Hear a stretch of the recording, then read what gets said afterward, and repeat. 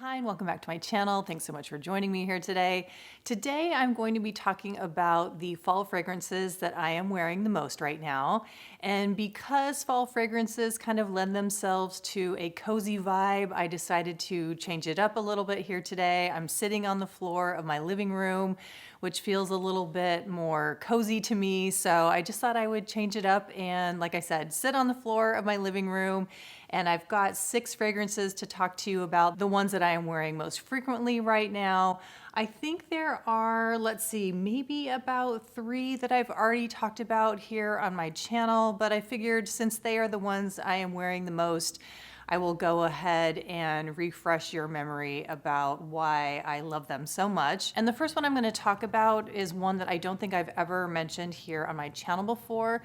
This is called Sandalo from Lilfox. I don't have a full bottle of this one, but I do feel like this one would be full bottle worthy. So stay tuned on if I end up getting a full bottle of this. But anyway, let's go ahead and chat about it. This is the only perfume I have that I'm going to be talking about today that is purely botanical. In this perfume, there are only pure essential oils and botanical absolutes. So the notes in this perfume, and I'll go ahead and post them here so you can read along with me. So you'll see here that the top notes are yuzu, bergamot, in the heart is powdered botanical ambrette, Madagascan vanilla bean, and cardamom, and then in the base is sandalwood, Moroccan and virgin cedar, and then tobacco. And for this being a purely botanical perfume, it is pretty impressive in that the evolution of this perfume is pretty complex. So let's go ahead and take this out of here. So yeah, at the top of this, you do get that really beautiful yuzu note. I don't get so much of the bergamot. For me, it's more of the yuzu. So when I spray this on my skin, I definitely get the yuzu, but it's really interesting at the top of this. I definitely get this feeling of chocolate, which I couldn't quite figure out. And then when you go and read more into the details of this perfume, they do talk about a coffee note in here. So I think that with that coffee aspect, I definitely kind of get this like chocolatey kind of rich coffee kind of experience from the top note, which I find really interesting. So I do have in my notes here that at the top I get this kind of yuzu, citrusy, coffee, chocolatey kind of experience, which is really, really beautiful. And then as it settles into the middle, I start to get more of the sandalwood experience, which kind of has this interesting, almost Play-Doh kind of experience. I don't know if you guys are familiar with some of the Guerlain perfumes, which has sort of this Play-Doh kind of aspect to it, which I believe comes from heliotrope. Now, I don't think there's any heliotrope in here, but it kind of has a little bit of that leanings toward heliotrope, giving it a little bit of that Play-Doh feeling. So in the heart, it evolves more into the sandalwood with a little bit of that heliotrope aspect, which maybe is, I don't know, maybe it's coming from the vanilla. So it's this really beautiful kind of slightly spicy, I think probably from the cardamom, this really beautiful, woody, spicy heart. And then as you get into the dry down, I would say the cedar develops a little bit more, but not in that it becomes more pronounced. I would say that the sandalwood and the cedar really blend very nicely together. So neither one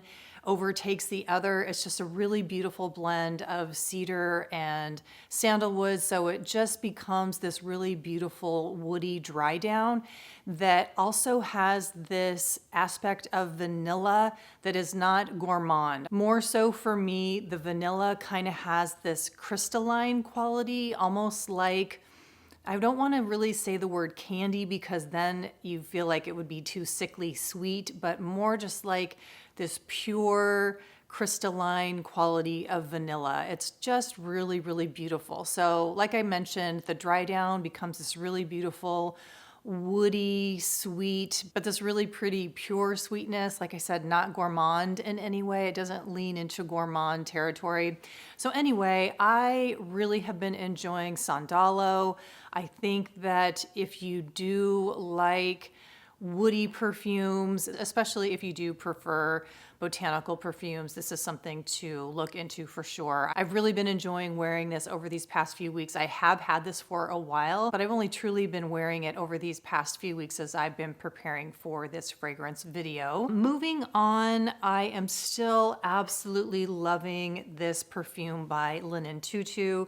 This is their Afterthought at 7 perfume. And I did a pretty extensive review of a couple of their perfumes in a past favorites video, a monthly favorites video. So I will go ahead and link that up above if you're curious about that. But I have really been loving Afterthought at 7. Now, I feel like this is a perfume that you could wear year round. I wore this during the summer, and I've also been really loving this as it's gotten cooler. So for me, this is really a lovely interplay between a watery kind of aquatic perfume and also creamy woods. So this has a salty aspect to it. I think that comes from the sea fennel. As I mentioned in the previous video where I talked about this perfume, I really scoured the notes because Daniela, who is the creator of this perfume, she is very transparent about all of the notes that she uses in her perfumes, and I really could not figure out where the salty aspect is coming from. So I think it might be from the sea fennel, but it also has this rooty green quality that I think is probably coming from the iris and also the violet. So it has this really beautiful kind of green floral aspect to it that's really pretty, but then it also has this beautiful woody aspect to it. And I love how that interplays with that aquatic kind of salty note. And I actually have to admit, I'm not really one who typically loves that aquatic type of perfume, but this one is so well done and it really speaks to me in terms of being kind of that woody floral. Woody florals are definitely my preferred genre of perfume, and I just love how this one is done. And this also has an ambery quality to it that you especially feel in the dry down that is really cozy and warm. I can't remember the name of the isolate that she uses in here, but it gives it such a beautiful ambery aspect to it that's not too heavy. It's just very slightly ambery, and overall I would say this is incredibly unique.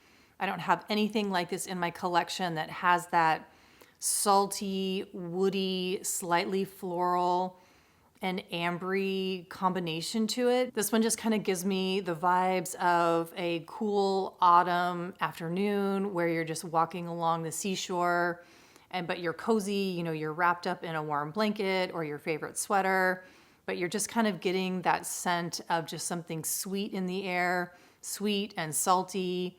There's woods around you, like you're probably like on the Oregon coast where there's the forest that meets the ocean. Just so beautiful, so unique. I absolutely love this one. And then before I move away from Tutu, I forgot to mention that in terms of their perfumes, everything is plant-based. They formulate with essential oils, absolutes, CO2 extracts, as well as aroma molecules that are derived from renewable plant sources.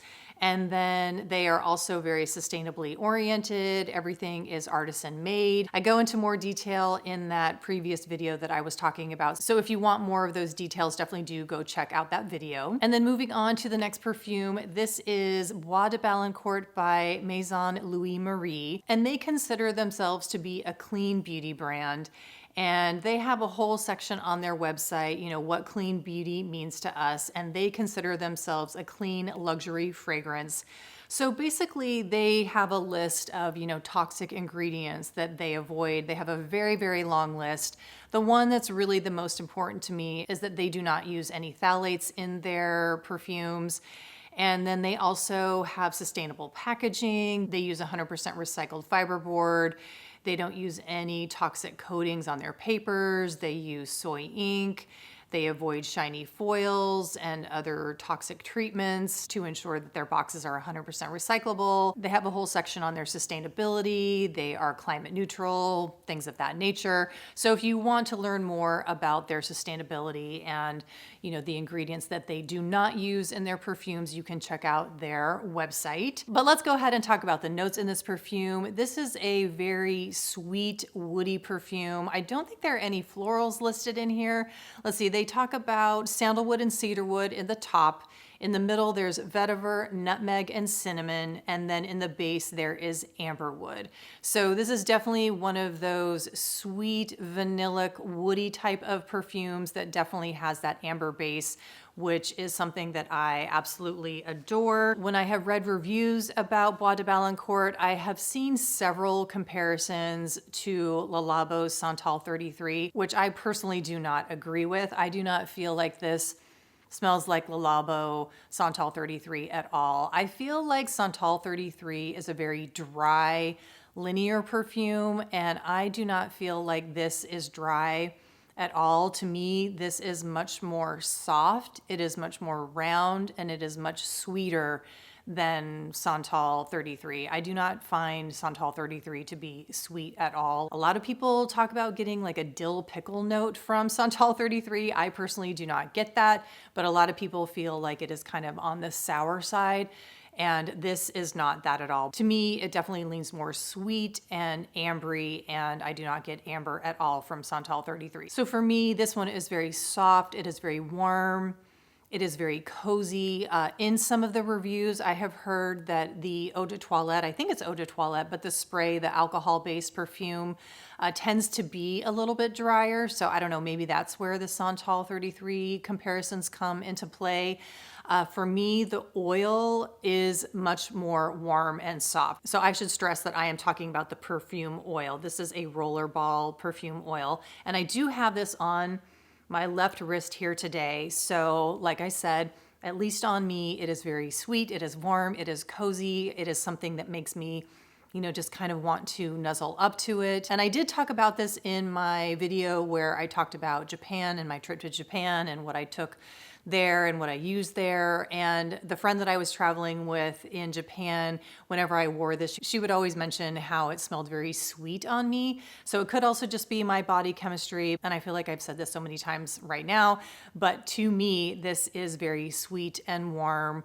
And it also has a creamy aspect to it. To me, this does feel very creamy as well. So if you are looking for an alternative to Santal 33, if that has felt too dry to you, or if you're just kind of sick of it and you want a different sandalwood fragrance, I would maybe give the Bois de Balancourt a try, specifically in the oil version. If you want something a little more buttery, a little more creamy, a little bit sweeter, something a little bit more warm and cozy, definitely give this one a try. At least that has been my experience with this perfume oil. I also feel like this is something to try if you lean towards liking ambery type of perfumes, because I do feel like this is one that has a little bit of an ambery aspect to it. It is not a hyper amber type of perfume by any means. So if you like something that's really bombastic in terms of an amber perfume, this is not it.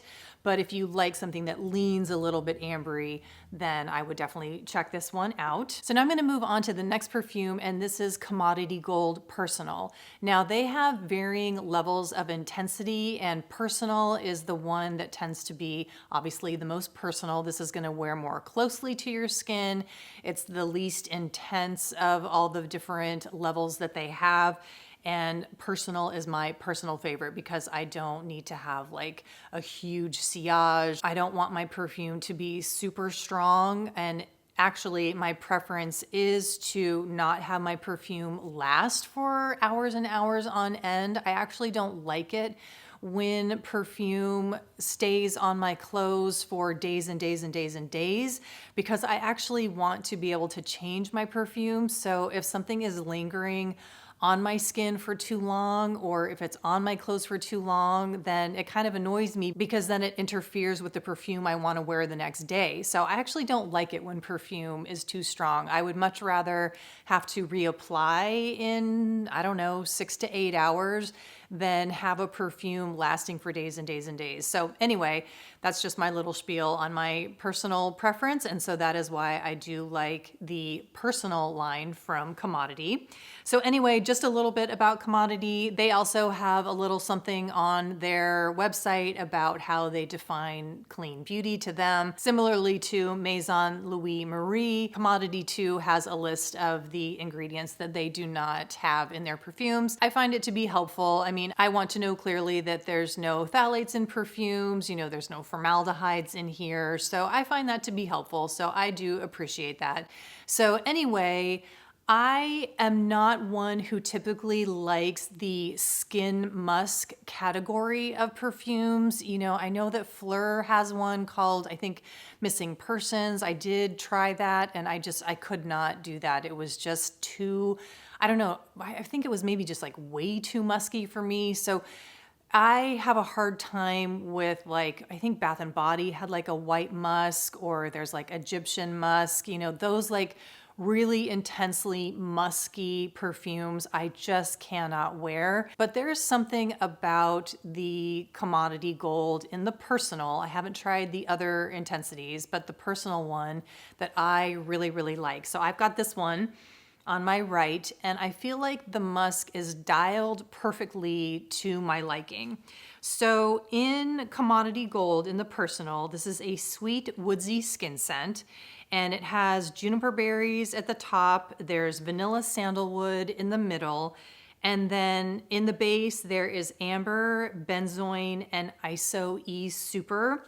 And benzoin is one of my favorite ingredients. It's very vanillic. It's also very warm and spicy. It's just a beautiful, beautiful note. I really, really love it, which probably speaks to a big reason as to why I really like this perfume. And then ISO E Super is a totally synthetic molecule, and it's one that I really like, and I think it's one that is universally loved, actually. But ISO E Super is a velvety cedar scent. If any of you are familiar with Eccentric Molecules, the perfume company Eccentric Molecules, their perfume Molecule 01 is comprised solely of ISO E Super. And I actually do have a sample of that. I've purchased a bunch of samples lately. I've kind of been on a big perfume kick and just testing new perfumes, you know, in samples. And so I had never actually smelled that one. So I did get a sample of that I'm playing around with, and it really is beautiful, and it is very cedary, which is interesting, a very soft, velvety cedar. And I also got the Molecule 01 with iris, and iris is also another favorite ingredient of mine, or a scent note of mine, and that one is also very beautiful. So I'm sort of working on another perfume review, possibly, if you guys would be interested in sort of all these samples that I have and my thoughts regarding those perfumes that I'm checking out. But I didn't want to do it for this particular perfume video because I really wanted to focus on perfumes that I know and I love and that I am reaching for continually for the fall. But anyway, back to ISO E Super. ISO E Super is in here. It's a beautiful, beautiful scent note. And it is not overwhelming in here. It's not like there's this big blast of which, and ISO E Super isn't going to give you a big blast anyway, but it's not like there's a lot of cedar in this perfume. But I think what the ISO E Super is doing in here is really grounding this perfume.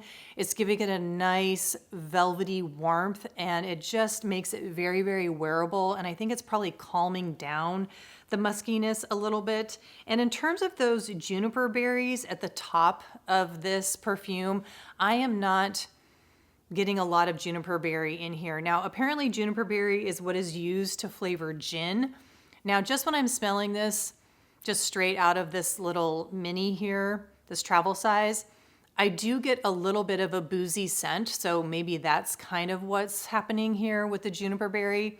But other than that, I feel like just overall, this is a vanillic sandalwood type of fragrance that definitely dries down to a skin musk that has a lot of vanilla in it, and it's just very beautiful. It's not too sweet, it's not overbearing, it's just very cozy and comforting, perfect for the fall. I did not reach for this very much over the summertime. I'm about, I don't know, I've used maybe about a quarter of this over the fall. Like I said, I've just been reaching for it while the weather's been getting cooler. I've really been enjoying it. I don't know if I feel like I need a full bottle of this. I think this might be a perfume that I just enjoy this fall. I don't really think I would necessarily feel like I need to purchase this again. I'm just enjoying it for this moment now. So I don't know. I'll see if I feel like I want to get this again in the future. But for now, I'm just really enjoying what it's giving me in this moment. And I don't know. I'm just really loving it for right now. And I can't really say if I feel like I'd want to get it again. But what it's providing for me right now, I am really enjoying. Now, the next perfume I'm going to talk about holds a very special place in my heart. This is the Comme de Garcons Amazing Green. Now, I purchased this when I was in Japan. I was at the most incredible museum there. And I did actually write about my experience there in my newsletter. And I do have a newsletter that has just been sadly neglected. I have no one to blame except for myself, but I hope to write something there soon. But anyway, I did write about my experience in the museum. It's called the Tutu Museum on the island of Naoshima, which is off the coast of Japan. But anyway, I did write about my experience at the museum, and this was in the museum gift shop. But I am just going to go ahead and list the notes here, which are very intriguing and very interesting and very Comme de Garçon. But what I'm going to do is just read a little bit from my newsletter, which was, talking about my experience at the museum, plus a little bit of a review, a perfume review, which sort of integrated into the whole thing. But anyway, I'm just going to read a little bit to you. And I just said, amazing green, as you would expect, is quite green. It's got a cool, watery quality like rain on ivy, which lends itself to being a year-round fragrance. This especially reeled me in since the day we were at the Tutu Museum was cold and rainy, so I appreciate having that association as I love wearing green perfumes during the colder months. I then go on to say that I do get a hint of incense, which grounds the greenness, and the spicy notes are subtle and waft playfully, but certainly not aggressively. There is indeed a solid amount of white musk in the dry down, making this undoubtedly a skin scent for the last several hours of its wear time. I love its bright and dewy green opening and its distinct heart of earthy vetiver with a bit of ashy incense. The white musk is quite pronounced in the dry down, and I would have liked more vetiver and less musk in the base to suit my taste, but that's not a deal breaker by any means, as the essence of Amazing Green lasts throughout the entirety of its evolution on the skin. So I still agree with what I wrote there about, I don't know, let's see, when did I write that? Was it about a year ago? Yeah, so I wrote that in February of 2023, and I just wore this yesterday. And it really is an incredible fragrance. Like I said, it is very green. It has a little bit of a spiciness to it, but just barely. I would say mostly it is very green with kind of that ashy, incensey type of quality, and then dries down to that white musk, but never ever losing that really intense green quality to it. And even though it is musky, it's never overpowering. It's kind of similar to the commodity gold in that the musk is very well balanced, it's very well done. And sometimes I think what it is I can get kind of suffocated by white musk, and I never get that suffocated feeling from Amazing Green when the muskiness starts to show itself, and in that dry down, it never is overpowering for me. And if you want to read a little bit more about my experience at the Tutu Museum and how Amazing Green is sort of incorporated into that, definitely do go check out my newsletter. But in general, I think that this is such a beautiful fragrance for the fall and winter months, especially if you live in a place that is rainy. And then finally, I'm going to talk about Byredo de los Santos, and this is my new favorite perfume. I do have some old standbys that I feel like are almost signature scents of mine, but this is just my new absolute favorite. I did talk about this. I can't remember when I talked about it. I think it was in a favorites video, maybe it was March and April, and I talked about having samples of this, and I did want to put this on my wish list for a Mother's Day gift, and I actually forgot to tell my husband that I wanted it. So I forgot to ask him for it. In the meantime, I got the hand cream, which I really love and I think is very beautiful, but you just can't compare to having this bottle. I just absolutely love it. And let's go ahead and talk about the notes. Now, the notes are different on Fragrantica versus the actual Byredo website. I think when I talked about this in that video, I mentioned that on Fragrantica, it did not mention Palo Santo, but on the Byredo website, it actually does talk about Palo Santo in the base. So I'm going to show you the notes from the Byredo website. On the top, it says it has clary sage in it and mirabelle. And as I mentioned in that previous video, mirabelle is kind of one of those fantasy notes. I think it's a fantasy plum note. So that kind of gives it a slight fruity, fleshy aspect to the top. And then in the heart, there's orris, and then it says cyst oil. And I do think that when they say cyst oil, they're actually talking about labdanum. So cistus oil refers to, and like I said, I'm pretty sure they're talking about labdanum. So cistus oil is also the rock rose, which is a resin, which also can refer to labdanum. I doubt they're talking about the cistus essential oil, which is completely different from labdanum.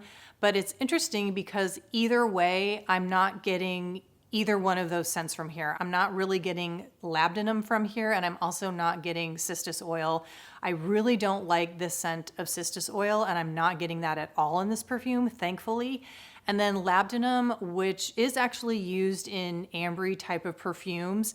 I have a feeling that's more of what's in here because this has a little bit of an ambery aspect to it on the dry down, but anyway, I don't want to get too caught up in this, but when it says cyst oil, I think maybe it's talking about labdanum in the heart. And then the base says musks, ambroxan, and Palo Santo. And then just to talk about ambroxan a little bit, I do believe this is an isolate from clary sage. Ambroxan is going to provide this really beautiful velvety, woody, ambery aspect to this perfume. And it also has creamy mineral facets as well, which I find really interesting because I went back and looked at the video where I originally talked about this and having the samples. And I was saying how it's dry, but it's also creamy. And I hadn't looked up specifically, what ambroxan lends to a perfume. So I find it really interesting that ambroxan gives creamy and mineral facets to a perfume. So I think it's the ambroxan that's kind of providing this creamy but also mineral aspect to this perfume. And I love that there's orris in here as well as the woods. And it does mention on the Byredo website that there's Palo Santo in here. Fragrantica lists sandalwood. I think there's a really beautiful blend of the two. There's definitely Palo Santo in here, but it is not super, super strong. I don't get a real intense sharpness from the Palo Santo in here. I feel like it is rounder and kind of softened from the sandalwood, maybe even some cedar as well. It's just a beautiful, well harmonized blend of the woods in here. The orris is just so gorgeous. Orris is one of my favorite notes in perfume. It kind of gives also I don't want to say powderiness to it, but it's so well blended that all of those aspects of kind of powderiness, creaminess, the woodiness, they all just blend so well in this beautiful kind of magical swirl. And this is one of those perfumes that I can just sort of spray and walk into the mist and just feel, like I said, just this beautiful kind of swirl of contemplation and what's the other word that I wrote down? Oh yeah, just soothing contemplation.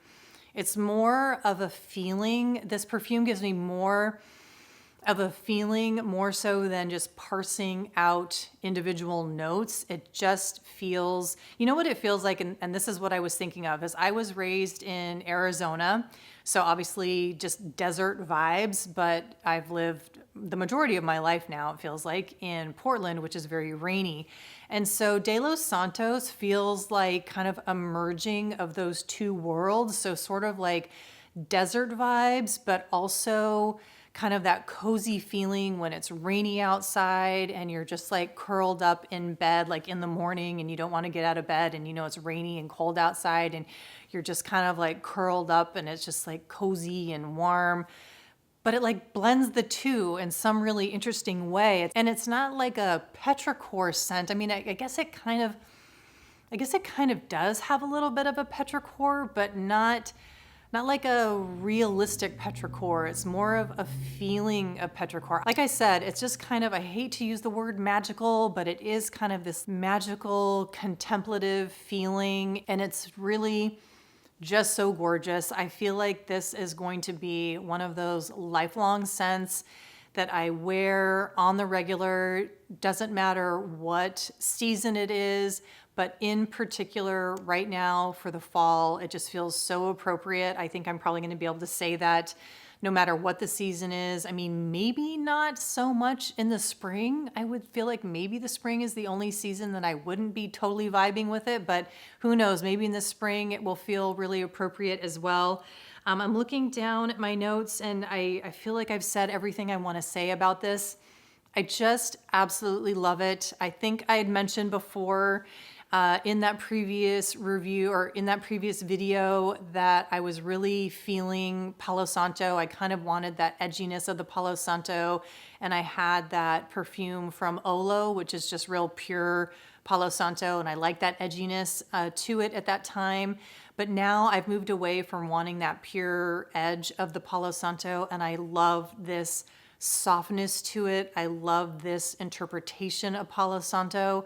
And I just cannot say enough good things about it. And I adore it. And I also want to say that even though I haven't been playing that much with layering this with other perfumes, I do feel like this would be a beautiful perfume to layer with. As I just sprayed this over the Bois de Balancourt on my left hand, I feel like these two would play so well together. So I'm really excited to maybe do some layering with this one as well. So that wraps it up for the fall fragrances that I have been wearing a lot lately and that I foresee myself to be wearing a lot in these upcoming weeks and months. I would love to know what you all are loving, and if you have any new fall fragrance discoveries, please do let me know down in the comments below.